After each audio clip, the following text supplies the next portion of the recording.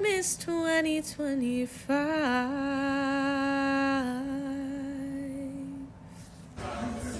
Hello cyclists, welcome back to another day of Vlogmas. In this video, I'm going to be going over my goal planning system for 2026. And while it's fairly similar from last year in terms of style and structure, I'm changing up a little bit of the intention behind it and trying to change perspective on it so that it can better be useful for me. So let's start with the basics. How am I going to be planning, or what am I going to be planning with, right? So if you watched some of my previous videos, you'll know that I like to bullet journal. I will have been bullet journaling for 6 years coming up this year now, and every year I feel like I get a little bit better at my systems and everything like that. So this year I am getting one of the fanciest journal covers I've ever looked at. This is a Tifosi notebook. It is beautiful. The spine, you can take this off, is like gold. But it is just a blank bullet journal still in here. So that is a system that I use. If you don't know what bullet journaling is, it's basically just a dot grid notebook that you use to bullet point all your to-do list, trying to get everything out on the page, make it super quick, and then take that bulleted list and transform it, as you so choose, into being productive and things like that. And there's a lot of variations. It's kind of taken off from the original meaning and use of it, but I like to use it as sort of a dual purpose item. It functions both as like an artistic outlet for me because I decorate it and I do monthly themes, so it keeps me creative and doing something fun, but then it also functions as a planner and productivity system. So I have calendars in there, I have spaces for weekly to-dos, for daily to-dos, I have different trackers and things that I like to remember over the years and that help me in terms of data collection for making goals and such. In terms of how I'm actually making goals this year, I am changing it up just slightly. While I'll still be using my bullet journal, I have typically in the past gone for monthly goals. So I would try and set like different goals for the month and work on those. Sometimes the goals would be super small, or little to-dos would be super small. Other times they would be incredibly big. And honestly, I feel like because of the inconsistent timing and the weird start and end dates for things, it was hard to be consistent for the month. So I got this idea from this bullet journaler YouTuber, Jashi Corinne, to do cyclic planning and quarterly planning. So instead of setting goals for just the month, I am setting goals for the quarter. There's this thing called like the Change Your Life Challenge that she does that lasts like 3 months. So it allows you to aim high and do things with a extended timeline for them. But it allows you to work on sort of bigger goals that you might have neglected or not had the motivation enough to do in just 1 month.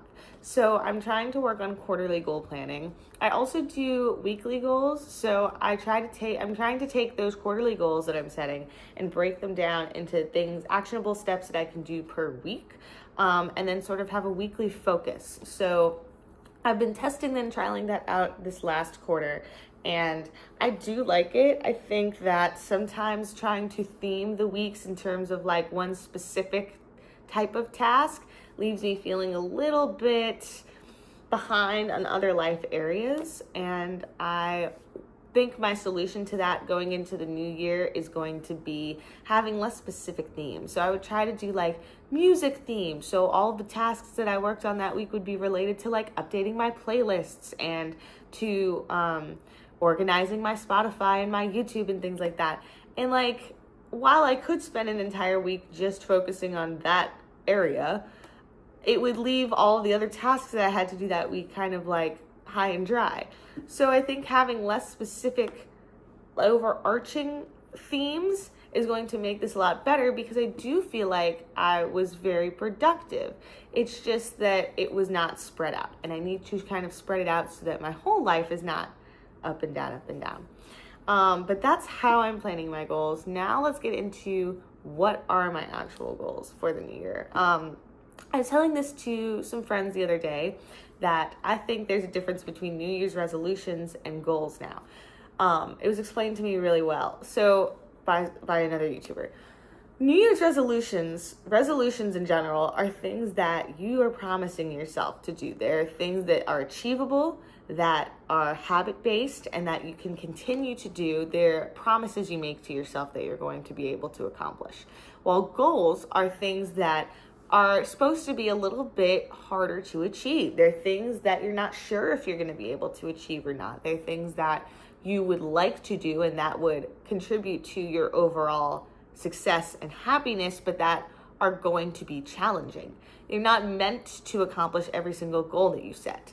And I really like this explanation because I think for the longest time I did not like specific goal setting because I was confusing it with resolutions. I was confusing it with things that I would have to do, just more things on my to-do list. But this is the version of myself that I want to be, and it's what makes life challenging and fulfilling, you know? So here are some of the goals that I want to achieve in the new year. And I think some of them are probably going to be tied in from last year. But that's okay. Goal number 1, trying to take the fundamentals of engineering exam again. I have been putting this off.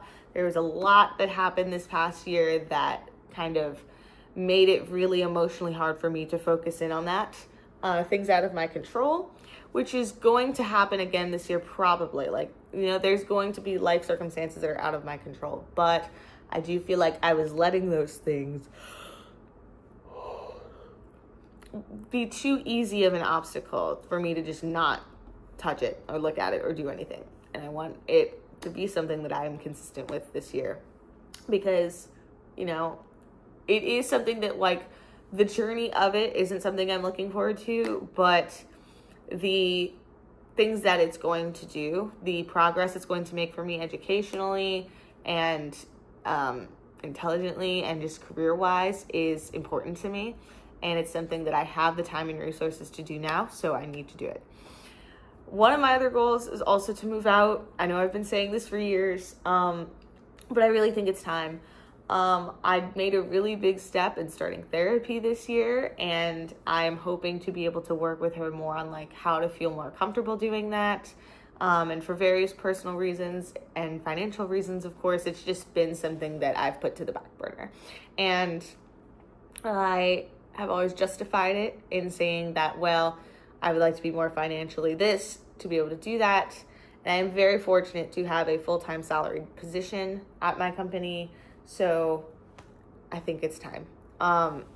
Yeah. And so those are 2 like really huge, big goals. I'm not sure if I'm going to accomplish them, but I want to make them priorities. So I'm saying them now. Some other smaller goals, I think, this past year, I've been doing a better job of like trying to learn how to cook. I've been trying different dishes out and I've been failing a lot, but I've also been learning a lot and I have succeeded a few times. So there's that. So I want to continue that. And just career-wise, I would like to feel a little bit more stable and balanced at work. I think this transition part of the year has been really, really tough for me, getting used to the environment and to people's expectations about what I can and can't do or have the knowledge to do.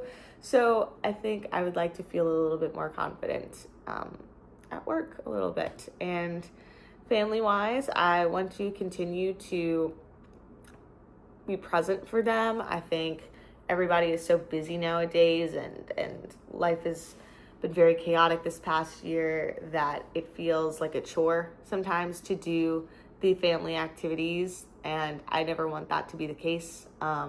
So I just think continuing to try to be like a positive force for that and trying to encourage that as much as possible is going to be beneficial for us all. But yeah, so those are some of my goals.